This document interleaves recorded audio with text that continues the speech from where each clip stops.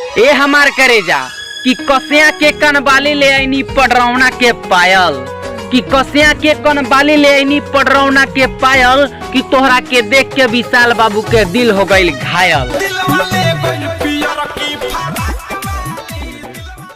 ये हमार करेजा लोगन कि गाजा पियर राजा, वाह वाह वाह वाह, तमाकू खाला चोर, वाह वाह वाह वाह, कि गाजा पियर राजा तमाकू खाला चोर, आतुर्की खाला कितना खींचेला काबू, वाह वाह वाह वाह। करेजा कि तोहार होठ के लाली कान के बाली बवाल करता, कि तोहार होठ के लाली कान के बाली बवाल करता। ऐसे बजरिया में घूम मत करेजा कि पूरा लइकन के ही हलाल करता।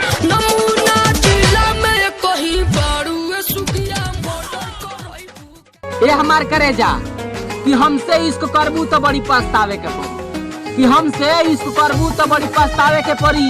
आ गैस सिलेंडर के दाम बढ़ गइल बा एक करेजा, तोहरा चूल्हे पे खाना बनावे के पड़ी, चूल्ही पे खाना न बनी ए रजऊ। ए हमार करेजा कि तोहके देखले बिना मन हमार मानत नहीं थे, कि तोहके देखले बिना मन हमार मानत नहीं थे, कि कहेले विशाल दिल में दर्द इतना बा मगर केहू जानत नहीं थे, कि तोहरा याद में जहर त पीहिले करेजा, कि तोहरा याद में जहर त पीहिले करेजा, मगर एकरो असर दिल पे लागत नहीं थे।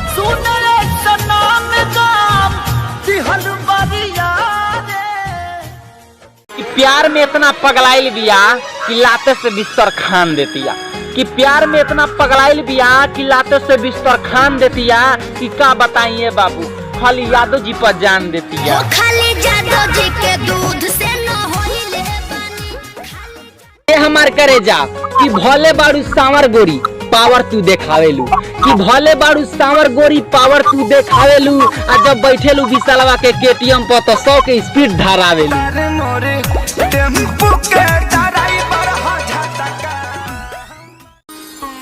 कि कोरोना के कहर बा मास्क के जगह तुहार ओढ़निया लगाई, कि कोरोना के कहर बा मास्क के जगह तुहार ओढ़निया लगाई, कि यही लॉकडाउन में एक करेजा तोहरा के अपन दुल्हनिया बना।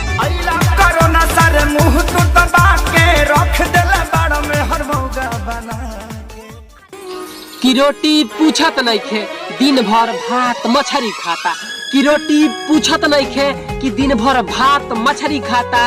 बलमुआ हमार रात भर बंगालिन में बउआ कहिने पुरुबवा ना जई हो ए पिया, हाथे कवनो के कुछबो ना खई। ए हमार करेजा लोगिन कि जात रहनी गोरखपुर पैनी एगो चयन, कि जात रहनी गोरखपुर पैनी एगो चयन, बड़की के आंख मरनी छोटकी बेचैन।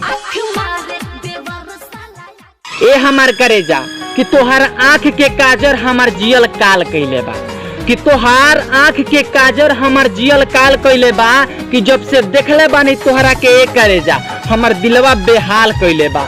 मिले के तो मन हमरो करेला ए करेजा, मगर ए लॉकडाउन में पुलिसिया साला परेशान कइले। अइला कोरोना सारे मुंह तू दबा के रख देले बाड़ में हर मौका बना।